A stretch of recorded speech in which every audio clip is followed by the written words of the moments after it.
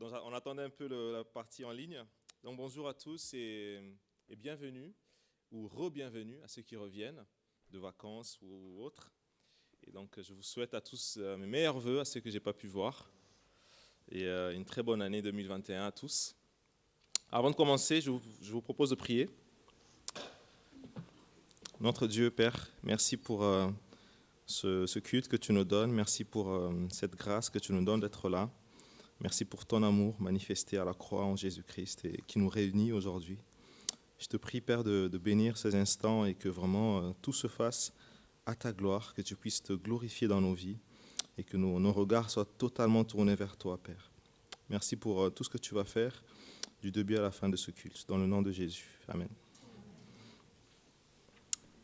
Voilà, donc comme je disais, mon souhait pour nous tous, c'est que voilà, cette année soit pleine de bénédictions à chacun d'entre nous. Et surtout, comme on l'a un peu tous dit au début du réveillon, que cette année soit meilleure que l'année dernière.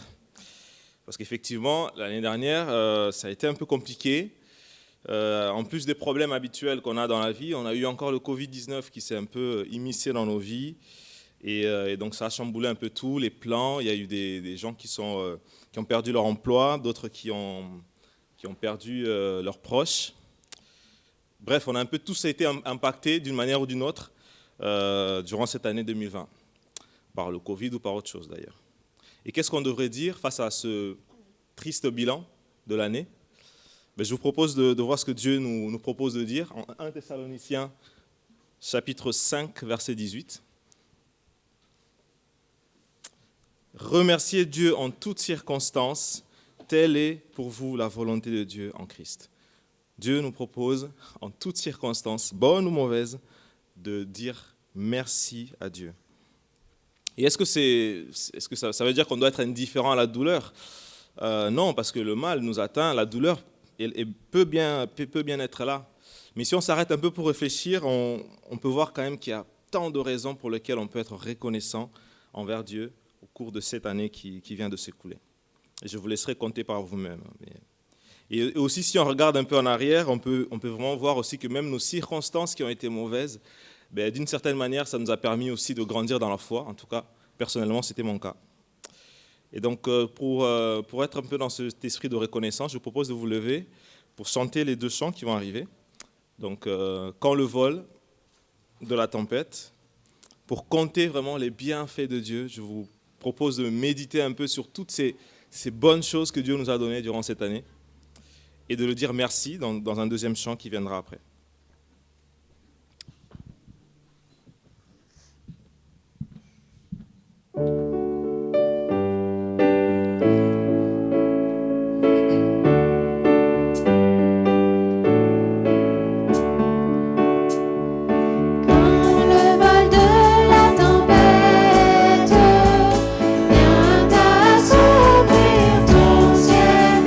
Au lieu de baisser la tête,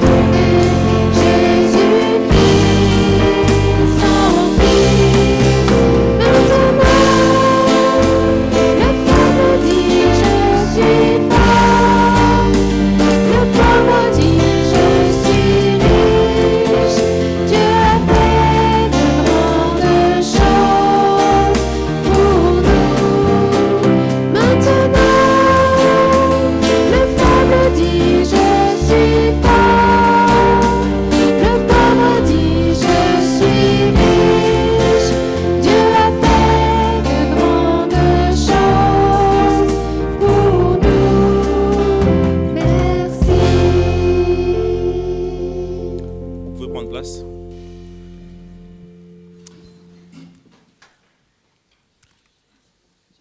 Oui, nous pouvons donc sans hésitation et clairement dire merci à Dieu pour cette année 2020.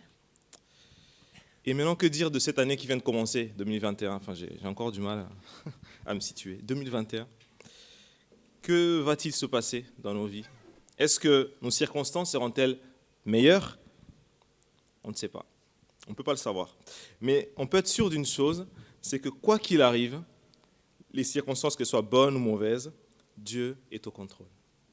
Jésus-Christ est toujours Seigneur et Dieu règne toujours. Et dans sa souveraineté, Dieu va accomplir ses projets bienveillants pour chacun d'entre nous. Ça, on peut en être sûr. Alors, je vous propose de lire un verset qui nous parle un peu de qui est notre Dieu qui fait ces choses-là. Donc, je vous propose de lire Ésaïe, chapitre 40, au verset 12 jusqu'au verset 14. Pour voir un peu de qui on parle.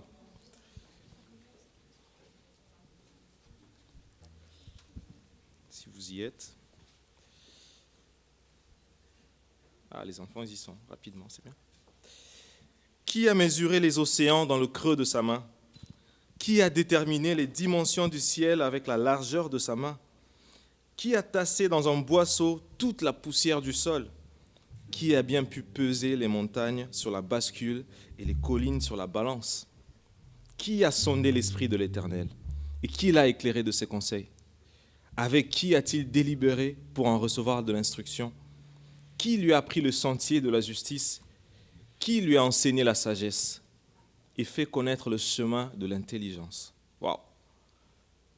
Nous sommes trop petits pour questionner les projets de notre Créateur. C'est ce que dit ce texte.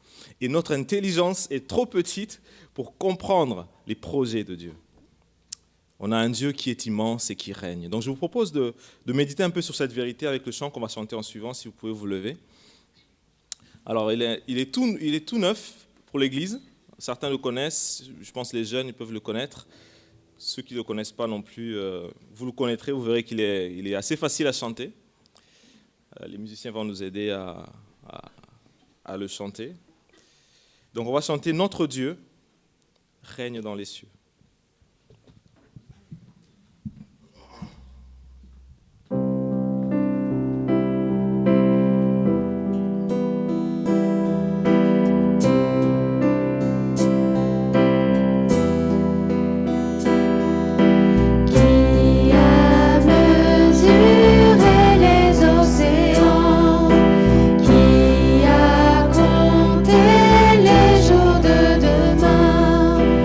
Oh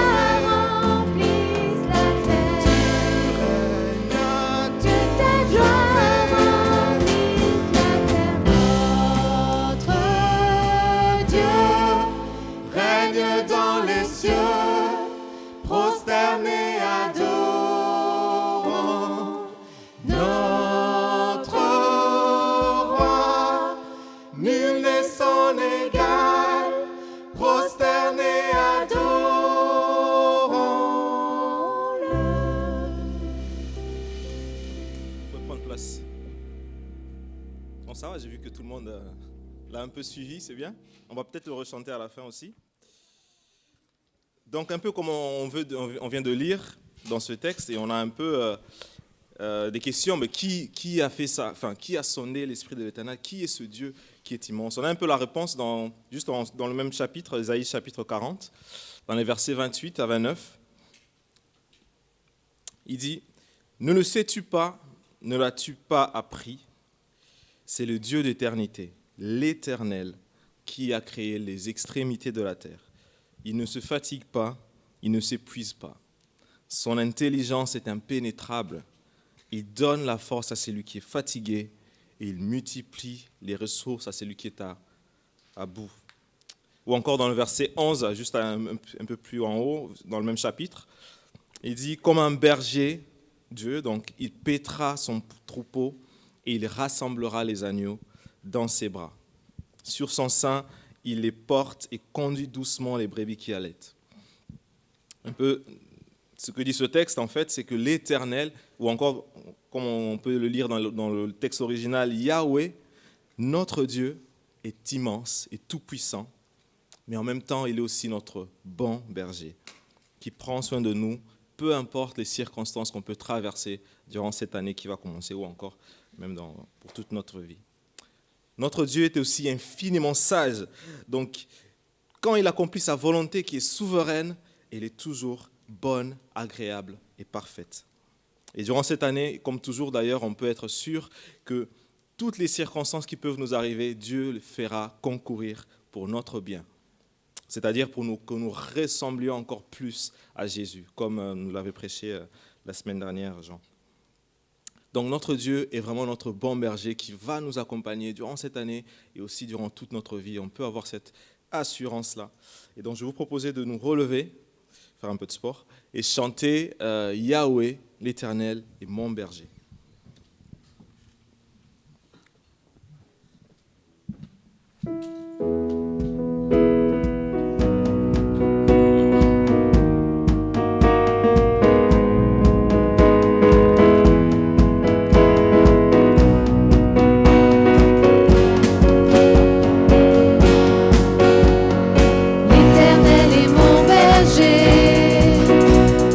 De rien je ne manquerai.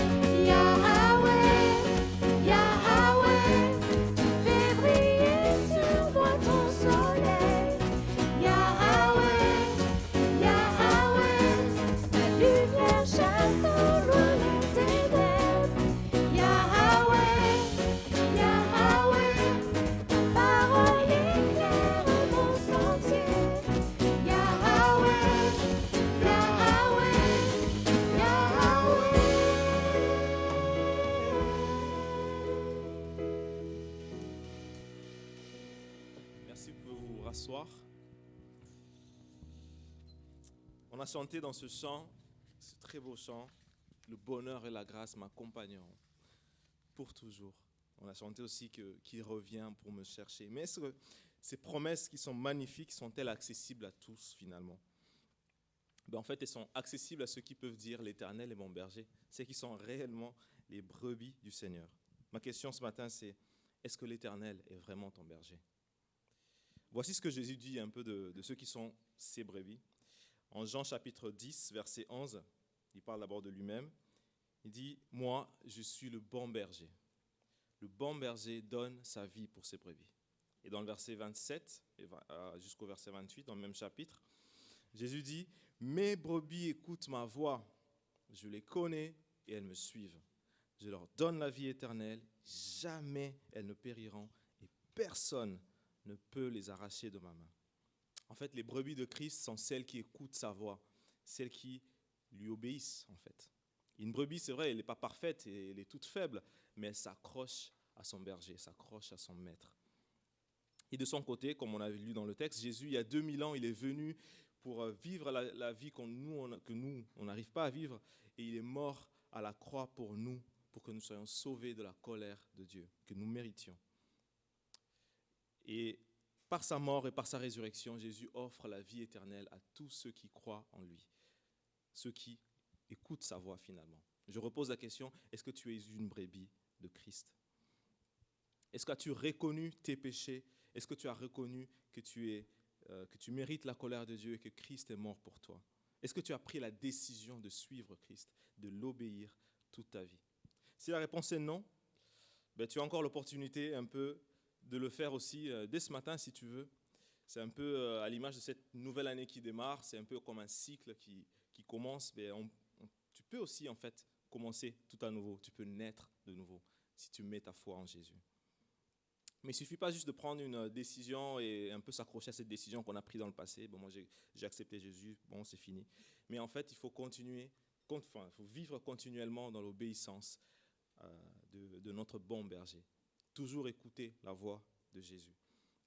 Et je repose la question, est-ce que durant cette année, tu as été une brebis de Christ? Est-ce que durant cette année, tu as obéi à la voix de ton maître? Ou est-ce que tu l'as juste un peu mis de côté, comme juste un truc en plus que tu as dans ta vie? Mais même si la réponse est non, aussi, au début de cette année, toujours pareil, tu peux repartir à zéro. Tu peux renouveler ton engagement envers Christ. C'est un peu l'objet du chant qu'on va chanter, pas besoin de vous lever. Tu peux naître de nouveau. Dieu nous donne pas une nouvelle chance, je veux dire, mais il nous donne toujours la possibilité. Si vous êtes vivant aujourd'hui, si vous m'écoutez aujourd'hui, c'est parce qu'il vous a donné la possibilité, il nous a donné la possibilité de repartir à zéro, de renouveler notre confiance, notre attachement à Christ. Donc on va chanter « Tu peux naître de nouveau » avant de laisser la place au pasteur pour la prédication.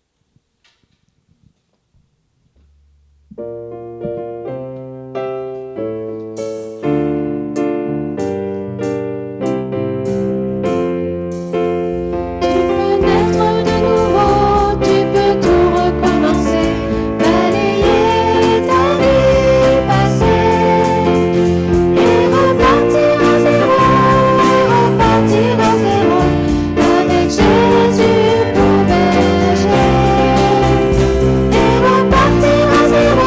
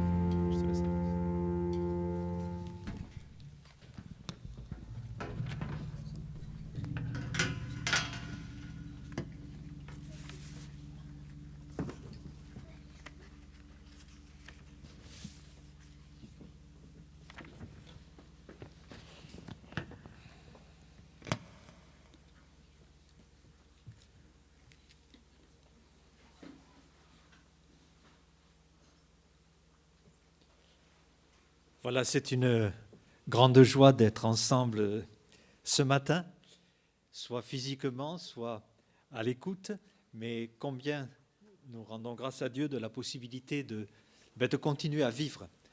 La vie chrétienne ne s'arrête pas, la vie de l'Église ne s'arrête pas. Alors c'est le premier culte de l'année 2021, donc nous nous sommes souhaités plus ou moins bien bonne année, avec beaucoup de vœux. Je ne sais pas si personnellement vous avez pris un moment en disant, bon, cette année, j'aurai tel objectif, je vais faire telle chose, je souhaite arriver à ceci, j'ai pris des résolutions, les voici. Alors peut-être vous avez noté pas mal de choses, des projets, et vous dites, voilà, je veux vraiment y arriver. Ça rappelle un petit peu le président, quand il a commencé son quinquennat, vous vous souvenez de sa phrase « ce que je veux », donc qui est devenue une expression assez célèbre, « ce que je veux ». Malheureusement, il n'avait pas du tout imaginé vivre ce qu'il allait vivre. Et ce qu'il a voulu, eh bien, est passé en partie à la trappe. Et nous avons nous-mêmes des projets, des objectifs tout à fait nobles, tout à fait louables. Nous imaginons que l'année 2021 va se passer de telle et telle manière. Mais est-ce que cela arrivera ? Rien n'est moins sûr. Est-ce que je peux connaître l'avenir ? Absolument pas. D'ailleurs, la volonté de faire des choses est là, présente, mais Dieu, quand même, s'il ne peut pas nous révéler ce que nous allons vivre, a tout de même révélé un mode d'emploi de la vie. Et il ne nous laisse pas dans les ténèbres totales.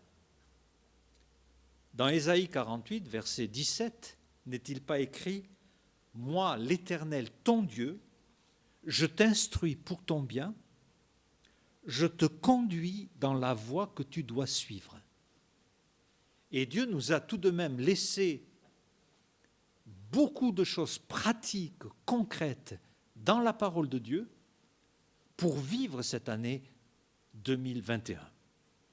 Alors, il n'y a pas écrit ce qui va m'arriver en 2021 dans la Bible, mais il y a tout de même des instructions bien précises. Ainsi, nous ne sommes pas dans l'incertitude, nous avons une lampe à nos pieds, une lumière sur notre sentier. Évidemment, en 2021, il va nous arriver beaucoup de choses inattendues, comme en 2020, mais les autres années aussi. Si on y réfléchit, des choses inattendues sont arrivées. Et bien sûr, cette incertitude, les non-croyants l'ont, mais les croyants aussi. Alors, il y a beaucoup de gens qui veulent prédire des choses pour 2021. Mais enfin, ça passe souvent à côté. Les non-croyants ne peuvent pas savoir. D'ailleurs, j'ai entendu une personne dire « Bon, je ne vous souhaite pas bonne année en 2021 parce que je l'ai fait en 2020 et ça n'a pas très bien marché. » Mais nous, croyants, nous ne pouvons pas non plus affirmer comment va se dérouler l'année. Regardez ce que dit Jacques, chapitre 1, verset 13. « À vous maintenant qui dites, aujourd'hui ou demain, et j'ajoute en 2021, nous irons dans telle ville, nous y passerons une année, nous trafiquerons. » Bon, c'est un vieux verbe ici pour dire nous ferons des affaires. Et nous gagnerons. Vous qui ne savez pas ce qui arrivera demain. Car qu'est-ce que votre vie ? Vous êtes une vapeur qui paraît pour un peu de temps et qui ensuite disparaît. Vous devriez dire au contraire, si Dieu le veut, nous vivrons et nous ferons ceci ou cela. Si Dieu le veut, car Dieu reste le maître de nos vies. Et quand Dieu dit, voilà ce que je veux, ce n'est pas comme notre président qui dit ce que je veux. Ce que Dieu veut a une autre portée, bien sûr. Nous ne savons pas. D'ailleurs, c'est pour cela que dans Ecclésiaste 11,6, il est dit « Dès le matin, sème ta semence, et le soir, ne laisse pas reposer ta main, car tu ne sais point ce qui réussira. » Et si vous faites la rétrospective de 2020, il y a eu des choses que vous avez eu à cœur de faire. Certaines, ça a été la galère, et d'autres se sont bien passées. On ne sait pas ce qui réussira. Et dans la vie chrétienne, pareil. On a des objectifs, on a à cœur des gens, on leur parle. Parfois, il y a un tel vraiment on se dit, lui, alors, je ne lui apporterai rien. C'est fermé. Et peut-être c'est avec lui que les choses vont mieux avancer qu'avec une autre personne où nous avons cru que. On ne sait pas ce qui réussira. Dieu nous demande de répandre sa parole, de semer. Et on ne sait pas. Dieu sait ce qui va croître. Nous devons apprendre ainsi à être flexibles parce que Dieu va certainement changer notre parcours. Proverbe 16,9 nous dit « Le cœur de l'homme médite sa voie, mais c'est l'Éternel qui dirige ses pas. » Et au début de l'année 2020, nous avons prié ensemble en tant qu'Église. Nous avons imaginé la vie de l'Église. Eh bien, cette vie de l'Église a été totalement bouleversée. Et Dieu n'est pas hors contrôle. Psaume 135,6, tout ce que l'Éternel veut, il le fait dans les cieux et sur la terre. Ainsi, ce que Dieu veut, c'est ça qui compte. Alors il y a des choses que Dieu veut et qui sont déjà inscrites dans la Bible. Et je voudrais ce matin vous en mentionner 3, vis-à-vis desquels nous devons être particulièrement clairs. Alors il y a toute la facette des choses que, malheureusement, nous devons attendre qu'elles arrivent et voir comment Dieu conduit. Mais il y a tout de même des choses que Dieu a déclarées. Voilà ce que je veux, et qui sont prioritaires. La première, c'est ce que Dieu veut, c'est que nous soyons sauvés. Vous le savez cela, c'est 1 Timothée 2 qui nous le dit. Dieu, notre Sauveur, veut que tous les hommes soient sauvés et parviennent à la connaissance de la vérité. Car il y a un seul Dieu et aussi un seul médiateur entre Dieu et les hommes, Jésus-Christ homme, qui s'est donné lui-même en rançon pour tous.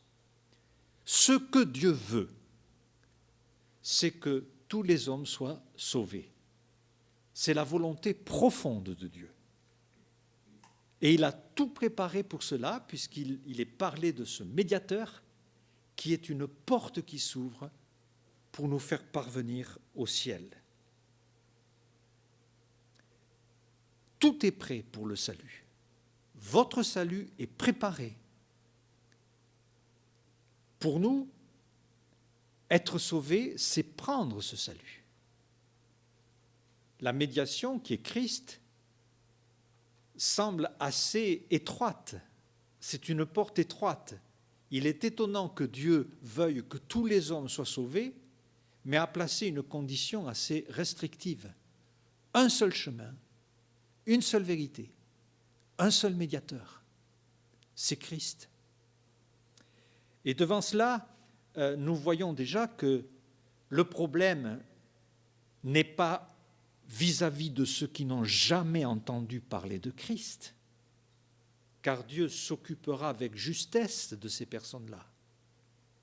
Nous devons les laisser un peu de côté, mais nous devons prioritairement parler à ceux qui entendent l'Évangile. Souvenez-vous des paraboles. Le maître de maison prépare un magnifique banquet et il lance des invitations. Et les invitations arrivent à ces personnes que le maître veut voir dans le banquet. Et puis, ça y est, c'est la cascade des excuses. « Ah mais non, je viens d'acheter un champ, il faut que j'aille le voir. » Comme si on regardait quelque chose qu'on achète, mais après l'avoir acheté. Des excuses bizarres. « Ah, je viens de me marier, etc., etc. Ainsi, nous découvrons que le salut, notre salut, que cette volonté profonde de Dieu de votre salut et du mien est conditionnée par la réponse que nous allons faire. Et nous arrivons là à une volonté divine particulièrement difficile à comprendre. Dieu est souverain, mais il va s'arrêter et respecter notre volonté. Il propose mais n'impose pas son salut. Et Dieu place l'être humain à un tel degré de valeur qu'il respectera notre choix définitif. Car Dieu ne va pas contraindre quelqu'un à passer l'éternité avec lui si l'homme ne veut pas être avec lui. Cette volonté de l'homme est aussi bien exprimée dans la parole de Dieu. Et on s'aperçoit que Dieu veut que tous les hommes soient sauvés, mais que tous les hommes ne seront pas sauvés, puisqu'il est parlé d'un lieu de tourment. Et une personne se trouve dans ce lieu de tourment, l'Évangile en parle, et il supplie même qu'on envoie quelqu'un pour parler à ses frères afin qu'ils ne viennent pas le rejoindre. Donc, il semble bien que dans l'éternité, il y ait un endroit qu'il faut absolument éviter. Et pour éviter cet endroit, il faut être sauvé. Ce que Dieu veut, c'est que tous les hommes soient sauvés. Tous les hommes ne seront pas sauvés. Et Dieu place l'homme devant un choix. Ézéchiel 18, 23, ce que je désire, est-ce que c'est que le méchant meure? Est-ce que je désire que le méchant meure? Est-ce que je désire que vous soyez perdus? Dit Dieu, absolument pas. Je veux que le méchant change de conduite et qu'il vive. Et Dieu appelle l'homme à changer et à vivre, à recevoir Jésus-Christ. Et le premier changement de conduite, c'est recevoir ce médiateur si merveilleux qui a donné sa vie pour nous. Car la Bible dit, celui qui a le Fils, il a la vie. Mais celui qui n'a pas le Fils n'a pas la vie. Donc, la vie éternelle, ce n'est pas une question de faire, c'est une question d'avoir. Avez-vous Christ? C'est aussi simple que cela. Si vous avez Christ, vous avez la vie éternelle. Et Dieu veut cela. Il le veut. Et Dieu parle aux êtres humains. Il frappe à la porte des cœurs. Et bien des gens qui nous paraissent totalement étrangers à l'Évangile, quand vous parlez avec eux, vous découvrez vite, ah ben oui, mais je connais quelqu'un. Je connais quelqu'un qui un jour m'a donné un traité, m'a donné un Nouveau Testament. L'Évangile n'est pas loin. Même Dieu dit, Dieu est près des êtres humains. Il n'est pas loin. Il n'est pas loin. Et j'ai même été étonné, moi, avec mes amis du foot, de découvrir que quelqu'un a des chrétiens dans sa famille, alors que lui ne l'est pas du tout. Donc, l'Évangile est annoncé, il est répandu. Et prions que cette semence puisse se lever, porter du fruit, et que les cœurs soient touchés et l'acceptent. La deuxième vérité, ce que Dieu veut, c'est que nous soyons sauvés, mais ce que Dieu veut aussi, c'est que nous soyons sanctifiés. C'est 1 Thessaloniciens qui nous l'apprend au chapitre 4, verset 3. Ce que Dieu veut, c'est votre sanctification et que vous vous absteniez de l'impudicité. Alors, c'est vrai qu'il y a beaucoup de façons de parler du sujet de la sanctification. C'est un mot général, bon, on comprend un peu, hein, mais qu'est-ce que ça veut dire être saint? Parce que si je vis dans la sanctification, je suis saint. Alors on se dit, mais personne n'est saint. Qui est parfait, hein? Qui est parfait? Alors, vous savez que les chrétiens sont appelés des saints, hein? Si vous regardez les salutations des épîtres, à tous les saints de Thessalonique ou de Corinthe. Donc, on est dès le salut, on est saint, on a une sanctification, on est purifié. Et Dieu veut que nous progressions dans cette sanctification que nous possédons, mais que nous devons appliquer et laisser vivre. Alors il y a plusieurs angles qui permettent de comprendre la sanctification. On comprend bien, le mot lui-même veut dire être mis à part. Mis à part. C'est-à-dire que je dois servir à certaines choses et il n'est pas question que je sois utilisé pour autre chose. Si vous voyez les outils d'un chirurgien qui va peut-être même opérer des fractures, des os cassés, brisés, ces outils, c'est des scies, des marteaux, il faut mettre des broches, il faut mettre des vis. Il a un outillage qui ressemble énormément aux outils que vous avez dans votre garage. Mais ces outils-là, ils sont sanctifiés, ils sont saints, parce qu'ils sont dédiés à une chose et le chirurgien ne va pas les prendre pour aller bricoler le week-end chez lui. C'est cela que nous sommes devenus en Christ. Et ce que Dieu veut pour vous et moi en 2021, c'est que nous nous rendions compte que nous sommes des outils destinés à certaines tâches et ce serait une catastrophe de les utiliser à autre chose. Alors cette autre chose, nous le savons, la Bible nous en parle dans Romains 13, 14. La nuit est avancée, le jour approche. Dépouillons-nous donc des œuvres des ténèbres et revêtons les armes de la lumière. Marchons honnêtement comme en plein jour, loin des excès, de l'ivrognerie, de la luxure, de l'impudicité, des querelles et des jalousies. Mais revêtez-vous du Seigneur Jésus-Christ et n'ayez point de la chair pour en satisfaire les convoitises. Nous avons là un texte qui est vraiment une belle description de la sanctification. Je me dépouille des œuvres de la chair, des convoitises, et je me revêts de Jésus-Christ.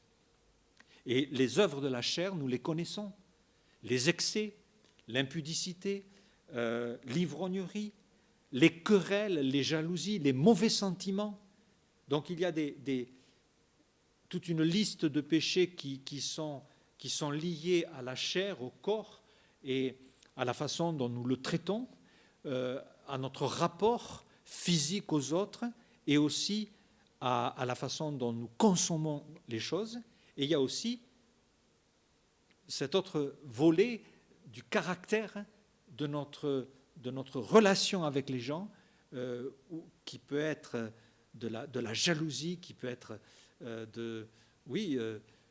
un orgueil démesuré, des sources de querelles très étonnantes. Hein, et ce sont des choses qui sont là. Et quand on s'aime soi-même, quand on est imbu de soi, quand on est jaloux, Voltaire en parle très bien dans Zadig, quand il dit sur ces choses-là, c'est comme un ballon rempli de vent et qui provoque une grande tempête dès qu'il y a une piqûre. Et c'est cela, il y a des gens comme ça, dès qu'on les pique, dès qu'on les touche, c'est des tempêtes. Ça part dans tous les sens. La sanctification, c'est d'abandonner. Alors, l'expression qui est retenue, c'est « dépouillez-vous pour vous revêtir ». Et ce que Dieu veut en 2021, c'est que nous changions de garde-robe. Et si vous avez une résolution à prendre, pourquoi pas celle-là? Vous allez enlever des vêtements. Hein, quand un enfant revient de jouer au foot ou autre chose, hein, ou de jouer dans la boue, on lui dit, tu vas te changer, tu vas te laver. Et comme ça, après, on peut continuer vraiment à la maison à faire des choses ensemble. Dépouillez-vous. Dieu veut que l'on se dépouille. Et même si on a accepté Christ, parfois on a besoin d'être dépouillé. Quand un soldat, il se dépouille de ses habits, il prend l'armure pour être prêt à exécuter les choses qu'on va lui demander. Quand on a un événement important, on se change. Si vous êtes invité à un mariage ou autre chose, vous savez quelle est la première question, hein, il y en a deux. Qu'est-ce que je vais apporter comme cadeau? Mais la première, c'est comment je vais me mettre? Qu'est-ce que je vais me mettre? On veut s'habiller. Et maintenant que nous sommes des chrétiens, nous devons avoir envie de nous habiller pour la gloire de Dieu. Quand on se couche, on se met à l'aise, on a une tenue de la nuit. Mais je ne pense pas que ce matin, il y ait quelqu'un qui soit venu en pyjama, enfin ça se verrait, ou qui soit venu en ayant oublié de se dépouiller de ce qu'il avait pendant la nuit pour revêtir des choses qui lui permettent de vivre le jour. Et c'est exactement ce que le Seigneur dit. Voilà, maintenant vous êtes des enfants de lumière, vous êtes sortis de la nuit. Alors, laissez tomber les habits de la nuit. Tout ce qui fait la guerre à l'âme, tout ce qui vous tire vers le bas, tout ce qui vous fait mal, laissez-le tomber, dépouillez-vous et revêtez-vous de Jésus-Christ. Revêtez-vous, puisque nous sommes des enfants du jour, nous sommes des enfants de lumière. Parce qu'en devenant chrétien, on passe d'un monde à l'autre, on passe de la nuit au jour, on passe des ténèbres à la lumière. Et le troisième, ce que je veux du Seigneur, ce que Dieu veut, c'est nous utiliser. Il veut nous sauver, nous sanctifier, mais il veut aussi nous utiliser. Il y a dans le Nouveau Testament un personnage, un ami de Paul, il s'appelle Philémon. Et Philémon, il avait un serviteur, parce qu'autrefois, il y avait des grandes maisons avec pas mal de serviteurs, qui s'appelait Onésime. Et Onésime, probablement, a volé dans la caisse, a pris des choses, et puis, hop, il est parti. Il arrive vers Rome, et là, il rencontre Paul et il se convertit. Alors, Onésime, qui est tout nouveau chrétien, veut lui aussi se dépouiller et se revêtir. Donc, Paul va l'aider parce qu'il va écrire une lettre au maître, donc à Philémon, qui est ami de Paul. Et il va lui dire, voilà, maintenant, Onésime, ton serviteur que j'ai rencontré, est un chrétien.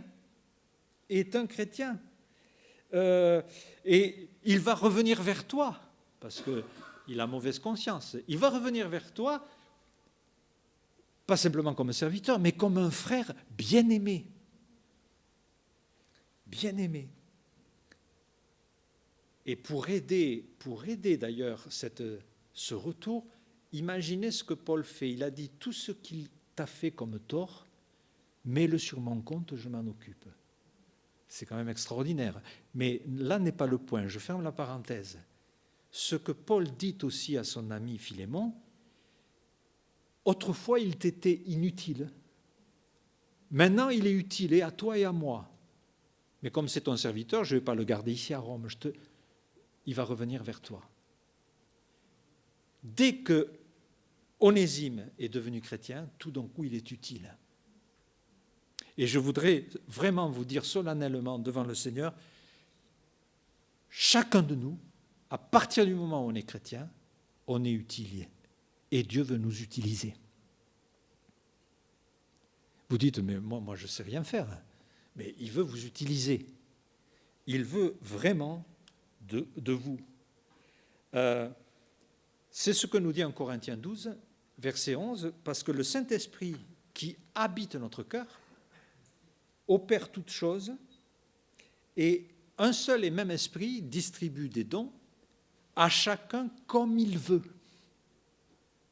C'est l'Esprit de Dieu comme il veut, c'est le Seigneur lui-même, tel qu'il le veut, qui distribue des dons.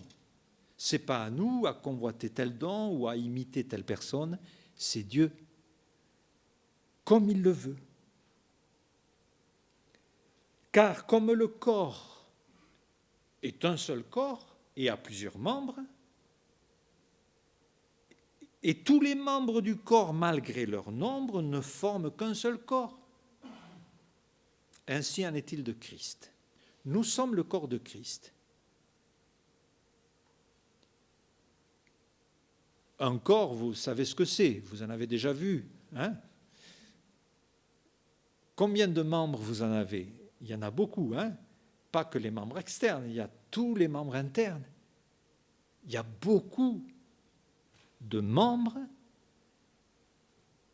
avec une fonction très précise.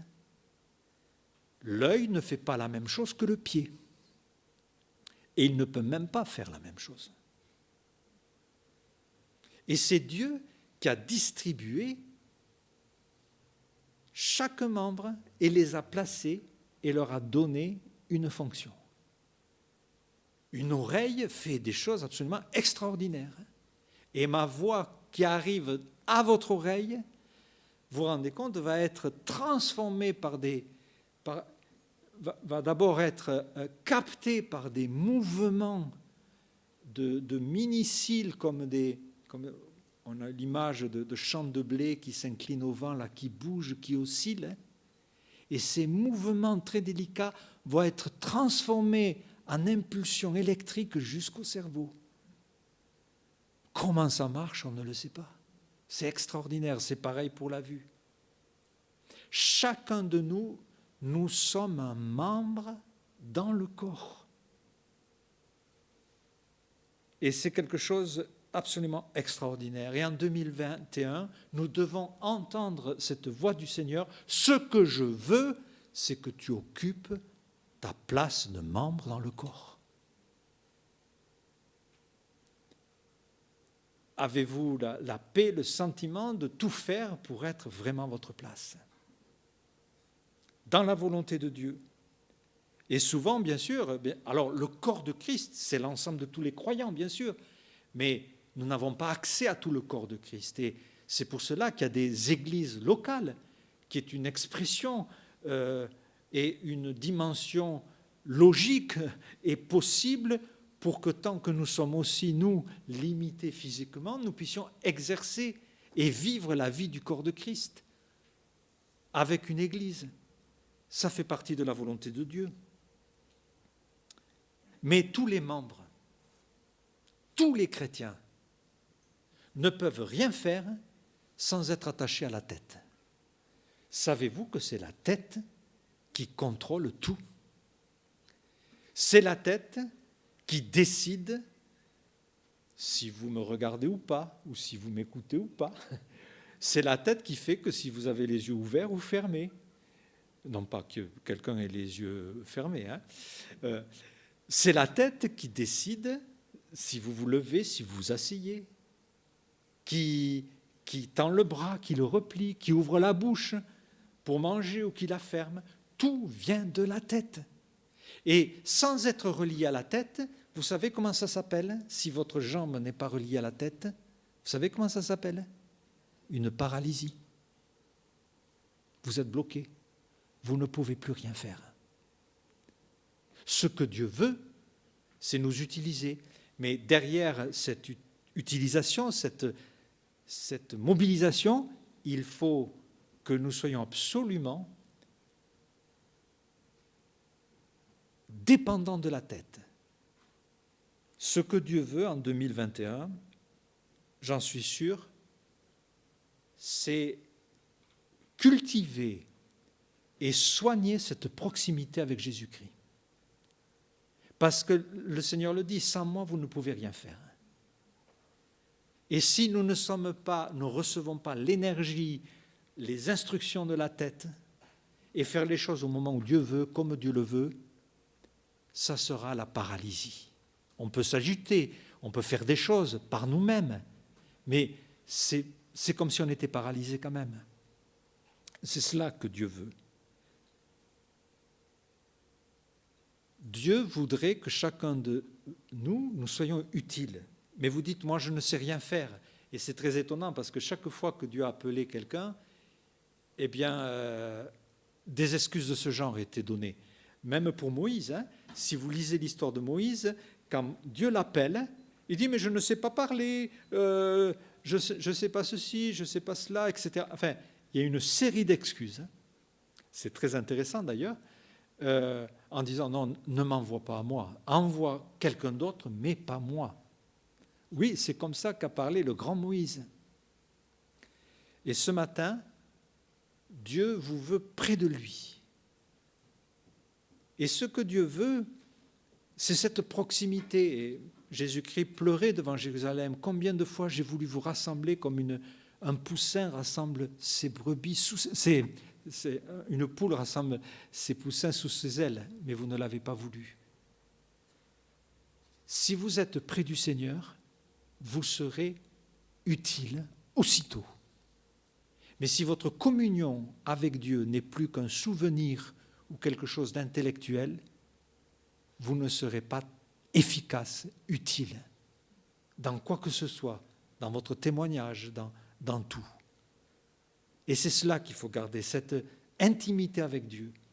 Et pour 2021, peut-être c'est une bonne résolution, c'est de progresser dans l'intimité et la proximité avec le Seigneur. Il y avait deux hommes qui avaient un grand chantier et qui coupent du bois. Chacun devant faire, durant la journée, un tas de bois. Et le premier, il travaille, mais alors, il commence à 8 heures, il s'arrête à 19 heures, mais presque sans manger, sans boire. Il travaille, il coupe. Et à la fin de la journée, il a un beau tas de bois. Le deuxième se met au travail, pareil, à partir de 8 heures, mais à chaque heure, il fait une pause de 10 minutes. Donc, il s'arrête à 19 heures, mais lui, il a fait chaque heure une pause de 10 minutes. Et à la fin de la journée, son tas de bois est beaucoup plus important. Alors le premier vient vers lui, il dit, mais attends, mais comment ça se fait? Moi, j'ai travaillé plus que toi, et ton tas est plus grand que le mien.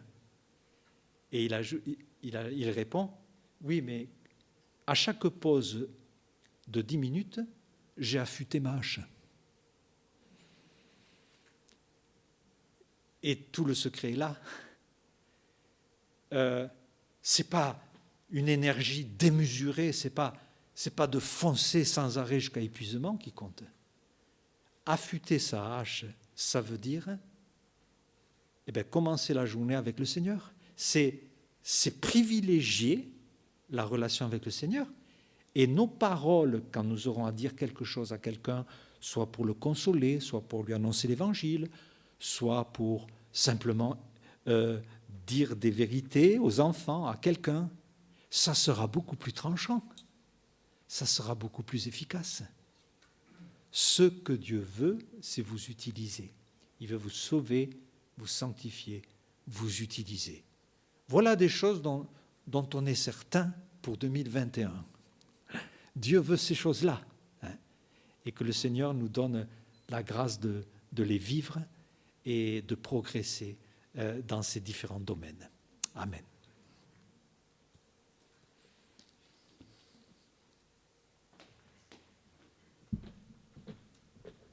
Merci Alain pour ce message. Alors peut-être qu'on va revenir pour chanter un chant en accord avec le message. C'est « Qu'il fait bon à ton service », juste avant de laisser la place aux annonces.